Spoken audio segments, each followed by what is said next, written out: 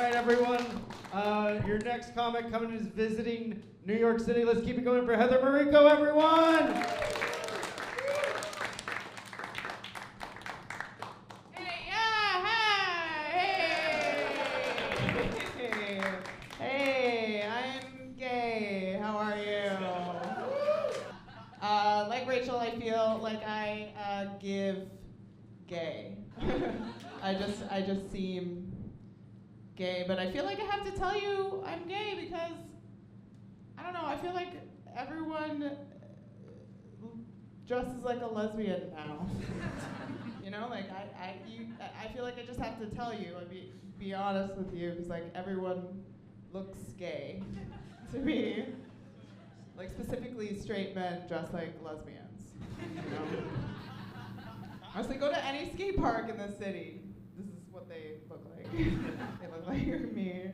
I recently had to, not recently, but I had to leave my first therapist I ever had because I couldn't tell if she was a lesbian or not based on what she wore, and that's all I could focus on. Like, I became obsessed with it, and like, do I care? I don't, but I did.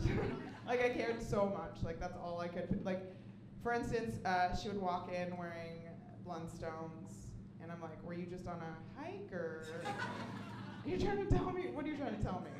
That's all I could think, and therapy's so expensive. I don't have coverage, it's very expensive, and that's all I could do is just hyper-focus on whether she's lesbian. Like, I would write songs in my head about it, just obsessed. Twist my arm, I'll sing a song. This one's titled Lesbian Therapist. It goes like this. Lesbian therapist, your boots tell a story. Are you a lesbian or are you outdoorsy?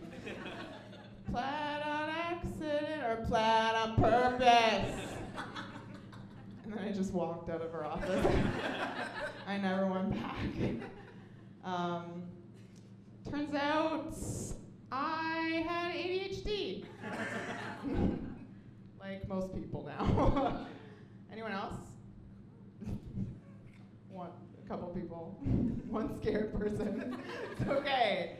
We're all amongst you. Yeah, I have ADHD, and my doctor actually recently put me on like a higher dose of Concerta. And it was too high. It was way too high, so I called her up and I was like, we gotta go down the dose. Like, my new dose is too high. And she was like, oh, does it feel like you just drank 10 cups of coffee? And I was like, I don't know, I've never drank 10 cups of coffee. That's insane. That's a crazy thing to do. But it more feels like I just did 10 mountains of cocaine.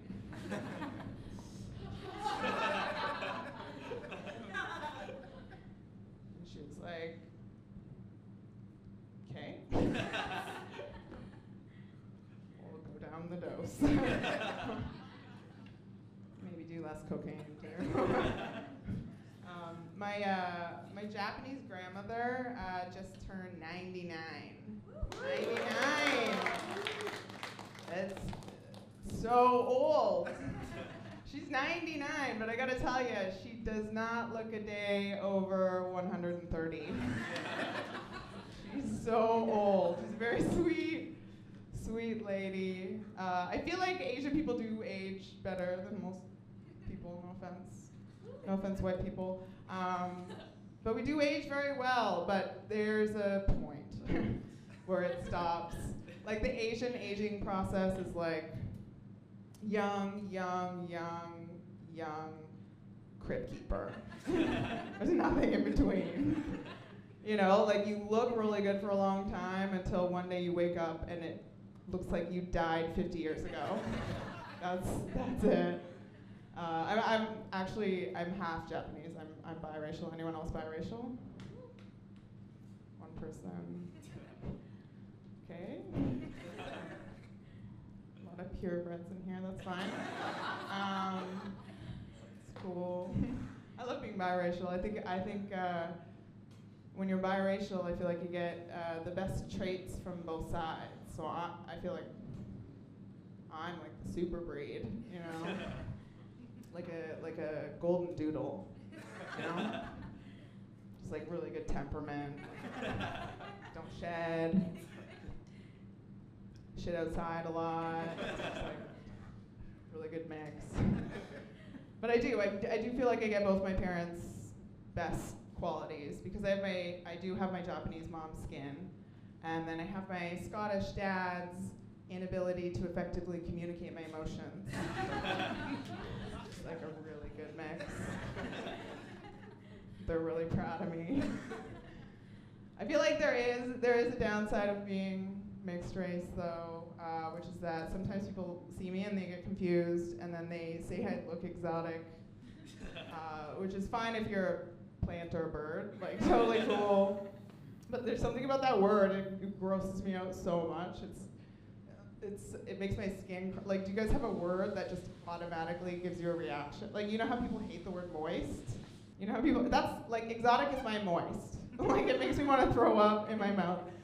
And whenever somebody finds out that you are mixed, they want to know what your mix is, but they only care about half of it. Like, they don't care about my white half. Like, if somebody's like, what's your mix? And I'm like, oh, I'm half Scottish.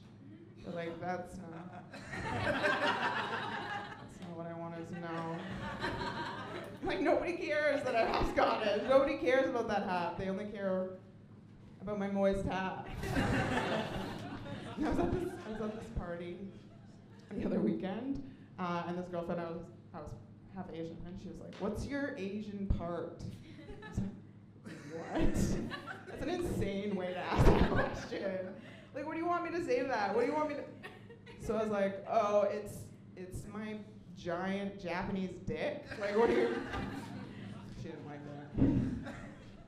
Got kicked out of that baby shower real quick, you know? She was upset. I grew up in the 90s. Anyone else? Okay.